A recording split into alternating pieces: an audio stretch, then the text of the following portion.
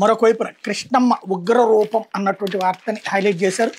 రెండో ప్రమాద హెచ్చరిక జారీ, ఉధృతంగా వరద, ఎగువను కురుస్తున్న వర్షాలు కృష్ణమ్మ ఉగ్రరూపం దాల్చింది. శనివారం అర్ధరాత్రి సముద్రంలోకి వదిలే వరద 3.97 లక్షల క్యూసెక్కులకు చేరడంతో మొదటి ప్రమాద హెచ్చరిక జారీ చేశారు. అప్పటి నుండి గంట వరకు గంటకు వరద పెరుగుతూ ఉంది.